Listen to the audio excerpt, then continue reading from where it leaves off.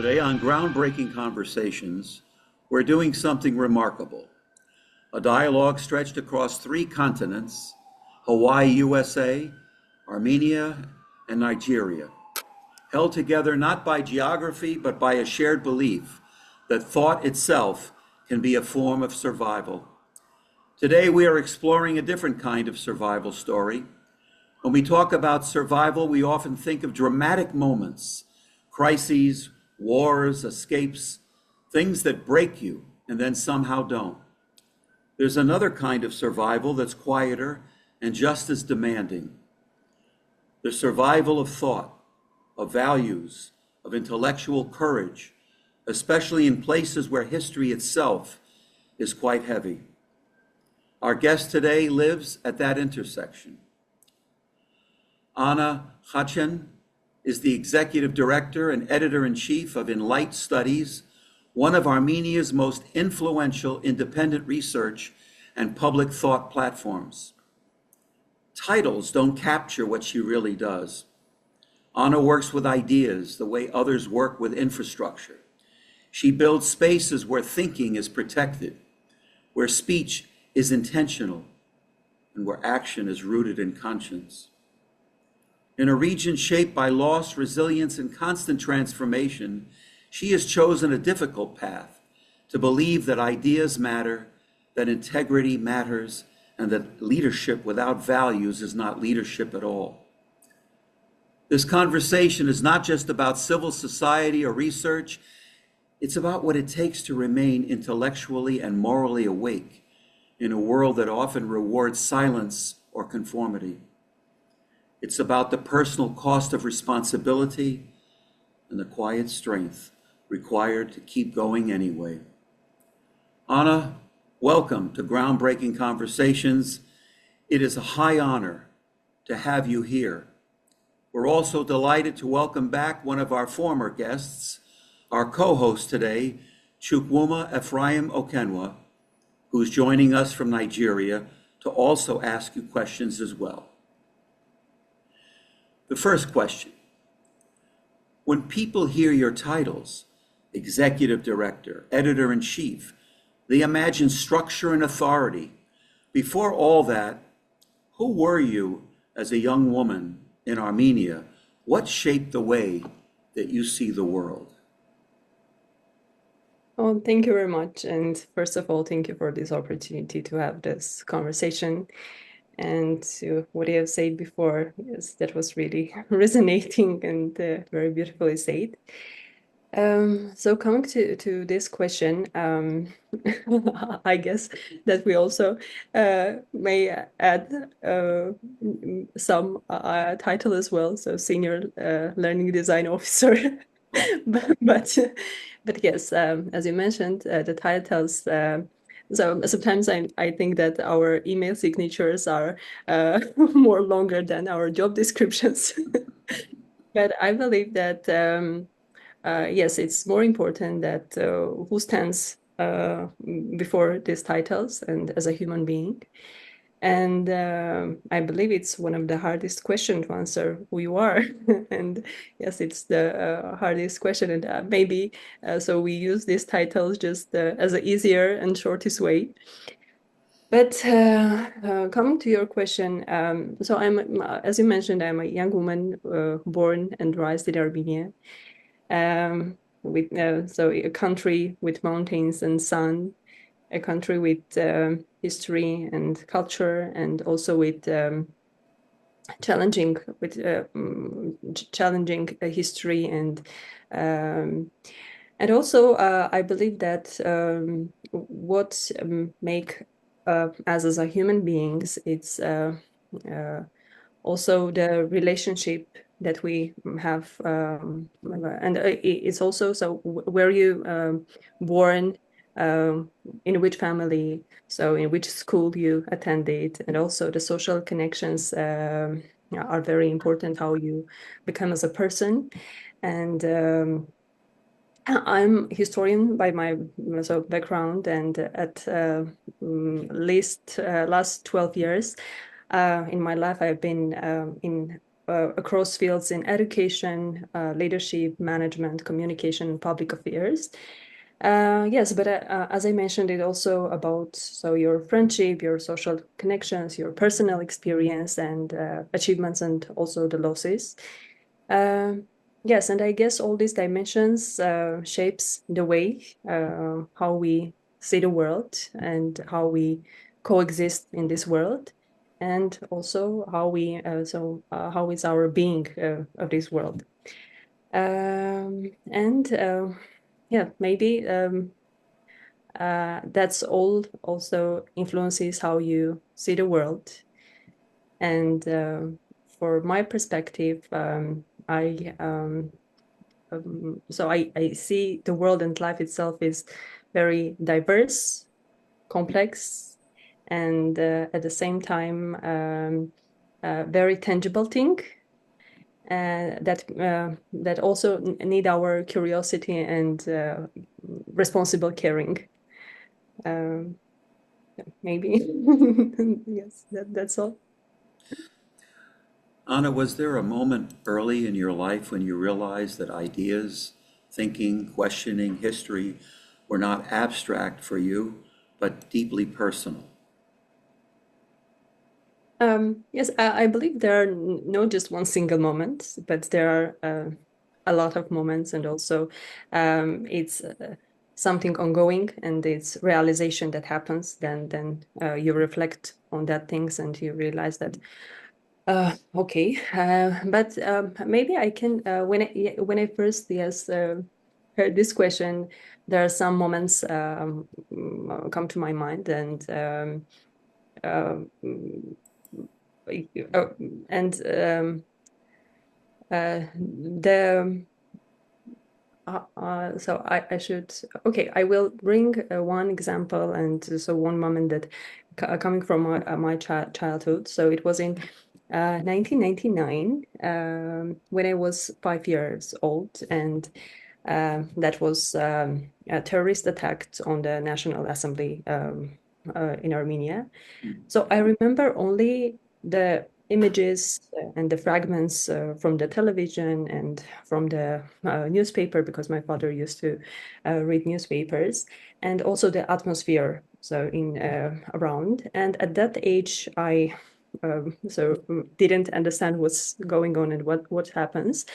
But when I retrospect after, I see that um, it was my first encounter with tragedy and with public tragedy, and with idea of death itself.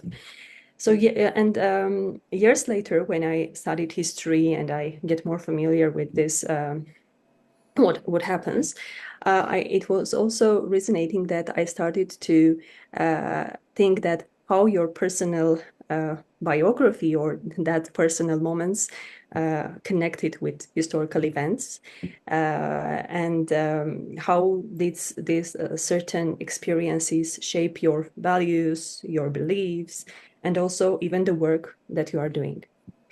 And coming from the perspective of ideas, I also remember when I was a student and I first read Plato.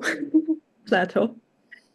I just yes, I get emotional, and I just start crying, and so I didn't understand what's going on, and but it was resonating that how the text that written to thousands years before can resonate and can move something inside you, even if you didn't understand the whole text itself. But yes, but it's interesting how the ideas can, so how we as a person um, um, interconnected with the world. And maybe some one also old habit of mine. I like visit cemeteries, and so where old cemeteries where historical and cultural figures are buried. In Armenia, we have in Yerevan we have Komitas Pantheon, and where Armenian cultural figures res. And so I used to when I'm traveling, I also used to research so what kind of cemeteries are there. And recently I've been in Berlin, and me and my friend visited the old Berlin cemetery where Hegel, Fichte, Bertolt Brecht, Gunther Gauss, Herbert Marcuse so are buried. And it's not just so that being there and reflecting on that moment, it's gives me an idea that how it's not even important where you have been born. So what is your nationality and what is your religion, but how these thoughts and the ideas that created somewhere from someone's can influence it on you, and how you feel connected with these thoughts, even very intuitive way. So it's not very rational, but in an intuitive way. And I believe that yes, maybe we are just continuers of thinking what others thinks before, and we are the ones who need to um, uh, take care of this legacy and transmit it to next generation. Anna, your answer was deeply moving to me, and I'll tell you why. I believe in divine interventions. I call them coincidences. Everyone who knows me knows I talk about coincidences. When I was a teenager, I read Plato, Aristotle, Socrates. I loved studying about, the Republic, but not just the Republic. I loved learning about ethics and values, morality. And boy, did it start with the three of them. They really had a firm foundation on trying to get humanity to be human and humans to express their humanity. So I loved the fact that you said the interconnectedness, the fact that it's not based on anything other than the fact that the core of who we are is very similar everywhere. It's what we do with the essence of who we are. And I have to tell you, it's really a pleasure to meet you virtually, and I look forward to meeting you in person. But it is my role to facilitate the questions, so I'm going to move on to the next one. Do you believe thinking itself can be a form of survival? If so, when did you first experience that in your own life? So I like very much the Descartes' expression, just cogito ergo sum, which means I think, therefore I am. Yes. So I believe that thinking is not just only the way of survival, but as a way of existence. So it's a way of being and acting in this world. And as a human being, it's first, so it's, I believe that human at first is the question, not the answers, but the ones who attempt to reach to those answers. And I think that the ability of think it's a gift. I don't know, from the God, from the cosmos, or from the nature, I don't know, but um, and I experienced that yes, it's not just a way of survival, but it's just a way of existence. And I think that there was some moment just comes to my mind that from Immanuel Kant's article, What is Enlightenment? And when I first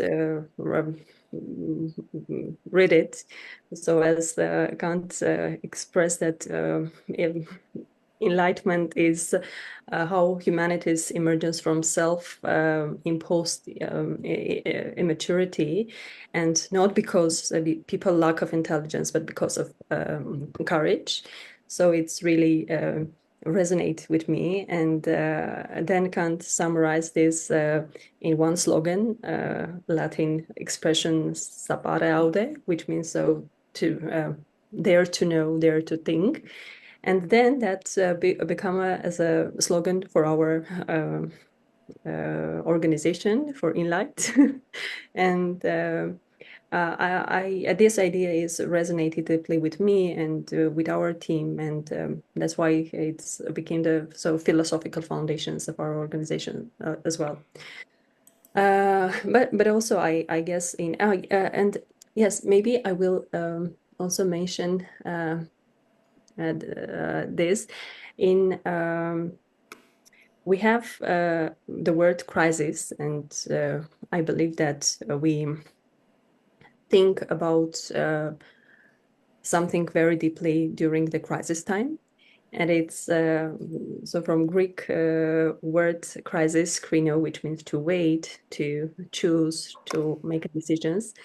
In Armenia, we have the word jgnajam for the world crisis, which and also have a word jagnel, which means think deeply, and they are the same roots for the words.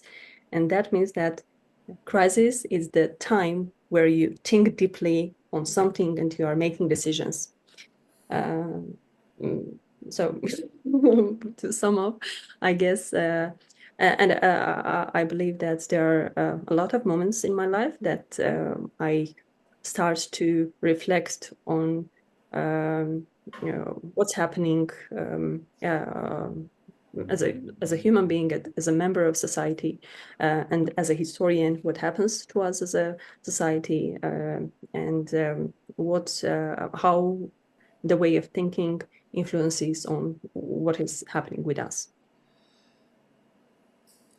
Well, again, I hear coincidences, and I love Immanuel Kant. I liked his first name. And also, I recommend that you read a friend of mine's books. They're 500 pages, though. But his name is Ian, Iain McGilchrist. Ian McGilchrist.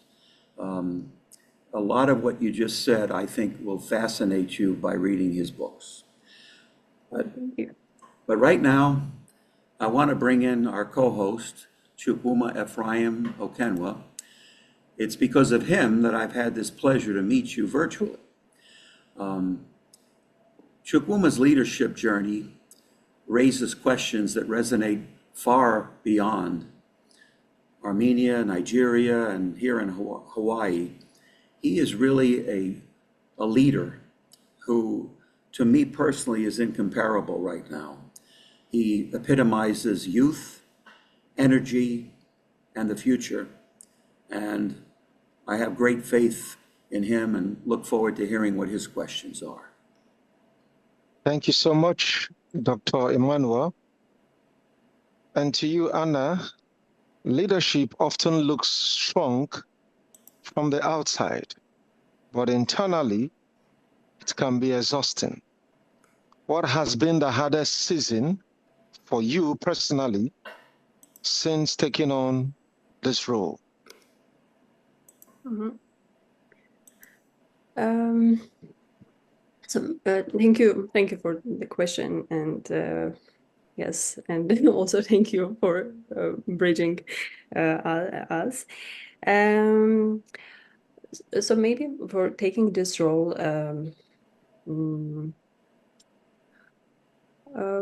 so if I think about Enlight, and so it's a public center of young thinkers and professionals. And we start this as an initiative when we were students, and then it became an organization. And this year we are celebrating our 10th anniversary. And as we are, and how we envision leadership and how we see our role at Enlight and our mission is just, we believe that knowledge is something that have the potential to transform and to bring changes. And we think that social thinking and the social thought, we are the ones who need to formulate and function the social thought. So to bring this communication between social parties, and also to develop analytical and research, so thinking, critical thinking in our society. For us as an organization, so Enlight is a voluntary-based organization. It's very unique that everyone, also including me, working there in voluntary basis. So, which means that it is very important to have this strong mission, values, and also this community sense of belonging and sense of community and sense of purpose to continue do this already 10 years and continue do it after.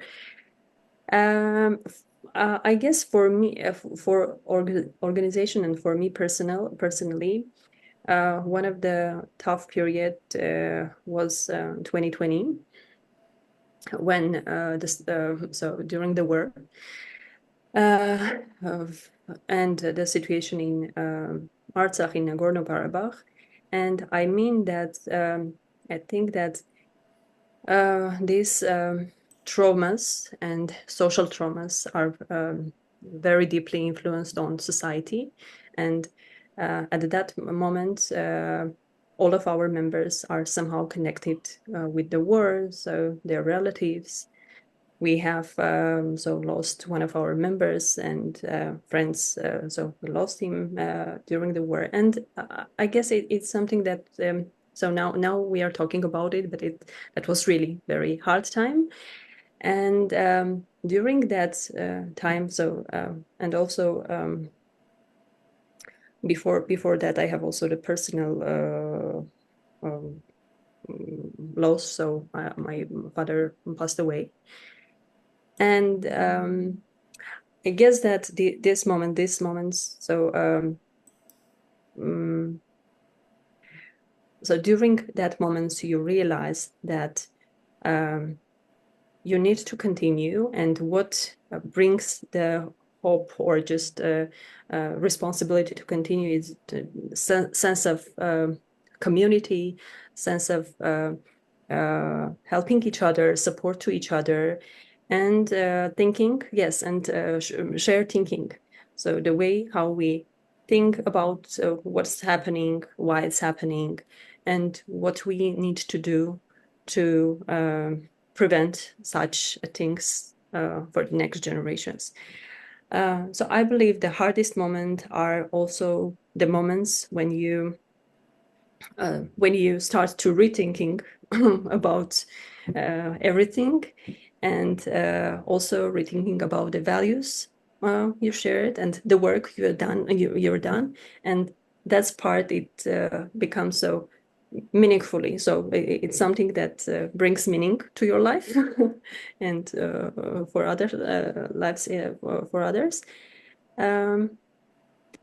Yes, and also it's important to see the bright sides of all of that, and yes, continue to do something together. So the work you're doing together with purpose and with meaning. So a follow-up question would be, was there ever a moment when you considered stepping away from Enlight or from public work or even Armenia? But then what made you step back? So I guess everyone has such thoughts. So in a moment of overwhelmed, mentally and physically, but in real, that kind of thoughts they disappeared as quickly as there comes. So for me, Armenia is my homeland, so it's my home, it's my friends, my family, my memories, my history, and I see myself here, and so I I like travel a lot. For me, it's very important to be connected with the world. But I see myself and in Armenia because I belong here, and Armenia belongs to me, the same as for Enlight. So I believe that what motivates me and how I see my role, it's maybe will be pathetic, but as I see it, so I see me as one of the, and Enlight as one of the factors that we are want to bring changes in our society and in our country, and to bring it as a place where people can discover the foundations of values and resilience. So a country where people flourish, and the country where ancient country with history, with resilient history, but the one with innovative ideas and with creative ideas. So no, I don't have this thoughts. Okay, yeah. Thank you so much, Anna. You emphasize honesty and courage as core values. Can you recall a moment when being honest was the harder path, but the one you chose anyway?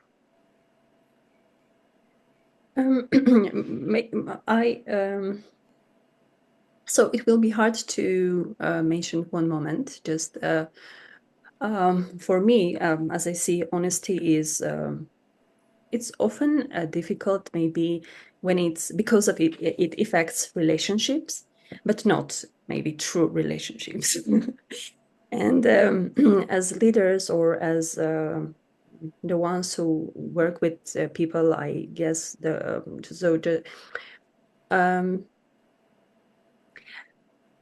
it's hard when you think that your decision will disappoint someone, and also how it will affect on others.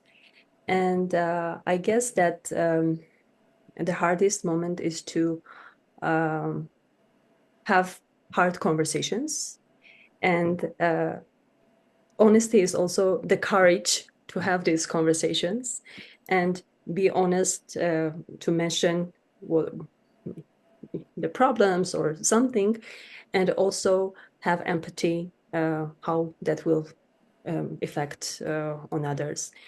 And I also believe that honesty is something that so you start do it so with yourself first, and it's very hard to be honest with yourself as well, and to have courage to accept your weaknesses, your mistakes. But I believe that leadership is about not being always right, but it's being open, learning from mistakes, and yes, and think about it, and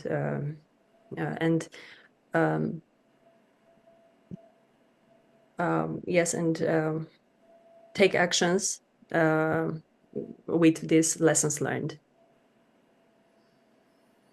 Thank you so much. And at this point, I hand over back to Dr. Perman for the next question.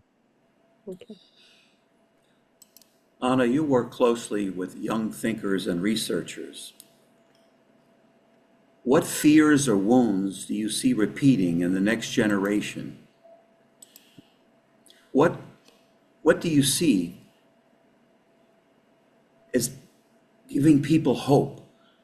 How do you give hope? I listen to you, and I hear a very wise person, and I hear a philosopher. I love it. Philosophy is one of my favorite pet peeves. And you're also extremely compassionate.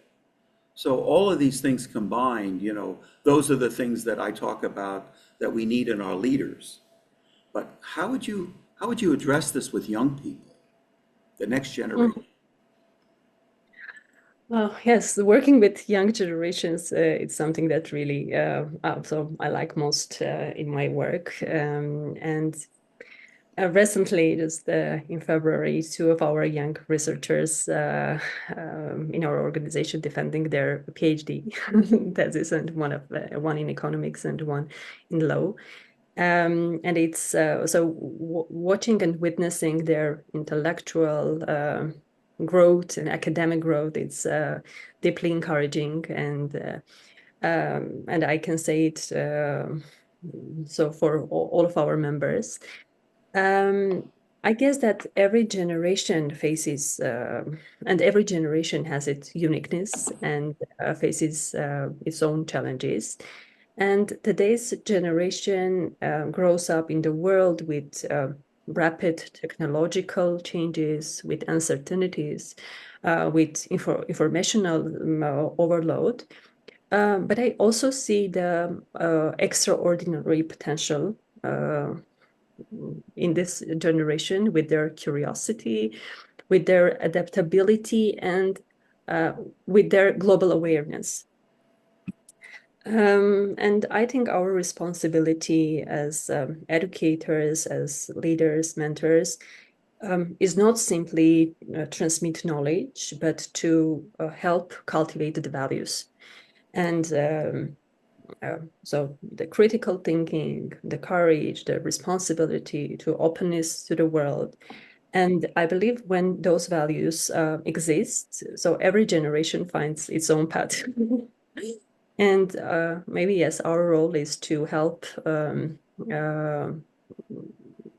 foster this potential and to help young people to become thoughtful citizens and professionals. So we need to think what kind of society and what kind of world we want to have in the future, and how we prepare this generation, how we work with young generation to having those or preparing them for this future. What a fantastic answer. When I hear critical thinking, I'm very happy that you mentioned that. In the 80s, I ran a psychiatric hospital, and my area of expertise is suicidal ideation and suicide in general. And in those days, I think there was a little more critical thinking, to be honest with you. I don't know what's happened. Maybe we depend on AI a lot more than we should, right? But I loved your answer. And so I'm going to conclude with the final answer. And I think you've answered it in so many different ways already. But finally, how has the work changed you, not as a professional, but as a human being? Mm. Oh, yes, thank you for that question. I thought about this question a lot, and I guess the greatest, maybe achievements and that I will mention is the people, and through Enlight or my work in education at Tetra Armenia, in other places, I have met an extraordinary people with their values, with their thoughts, and with them we become as a lifelong friends and collaborators. And I believe that human relationship and shared thinking shape us profoundly. And so there is a line from Beatles' song "Hey Jude." I like it very much, and it said, "Take a sad song and make it better." So it's, in some sense, it's meaningful existence or meaningful work is exactly that: trying together with others to make something a little bit better so than it was before. Yes, and the humans and people connections and the big ideas that you have, I guess that's shaped me as a human and continue to shape, continues to shape. Well, I just want to say that before Chukwuma will give a closing statement, that I love the fact that you mentioned Hey Jude. And it makes me think of All You Need Is Love, another Beatles song. And they had a lot of beautiful lyrics, but I think you hit a home run on that one. Anyway, Chukwuma. Yeah, thank you so much, Dr. Perman. And I must say a very big thank you to you, Anna, for finding time. This is a conversation we've longed to have with you since last year. It was really great connecting in Suzhou in China, where we both attended a course, on education. And knowing you has been a delight. I mean, one very significant thing about you is that your smile lightens up the room and makes all of the difference, ignites friendship, and want to make everybody come to Armenia. And thank you so much for being a great ambassador of your country. And it's nice having you for this groundbreaking conversation. Thank you. Oh, thank you very, very much. I really like this and for the opportunity to think about these questions and reflect on these questions, and also yes, be connected with you. And thank you very much. And I want to mention that in March 27 and 28, we have a educational, so international conference in Armenia, Mindex, which hosted by Teach for Armenia. And if you have any possibilities to come to Armenia, we will really welcome. So it's an honor to welcome you. And I will also send the invitations. If you can manage, it will be perfect. But even not during this time, whenever you have this opportunity, you're very welcome in Armenia. Wow. Thanks for the invite. Yeah, thank you. And thank you for the invite. It's a little too soon for me to make plans for that, but I will put it on our docket to travel to Armenia. We've been to 46 countries so far, and we'll continue. So, from the United States of America to Armenia to Nigeria, this conversation has reminded us that distance is no barrier when the work is conscience and the language is courage. Anna, thank you for your clarity and your conviction and your compassion. Chukwuma, thank you for lending your inspirational voice to us once again. These are the kinds of conversations that don't end when the cameras stop. They continue in the choices we make, the values we defend, and the futures we dare to imagine. As we close this conversation, I keep coming back to one idea that feels especially important right now. Survival is not only about enduring what happens to us. Sometimes it's about protecting what happens inside of us. Listening to Anna, we're reminded that resilience doesn't always announce itself with noise or spectacle. Sometimes it looks like choosing honesty when it would be easier to bend. Sometimes it looks like staying when leaving would hurt less. Sometimes it looks like believing that thought itself is worth defending. In a world that often pushes us toward speed, certainty, and simplification, this conversation with Anna invites something else: patience, reflection, and moral clarity. If there's a takeaway here, it's this: survival isn't only about making it through history, it's about shaping it quietly, thoughtfully, and with care. And it doesn't hurt to talk about critical thinking. Anna, thank you for the work you do and for the courage it takes to do it this way. And to everyone watching, thank you for being part of a conversation that reminds us that ideas, when held with integrity, can still be a form of hope.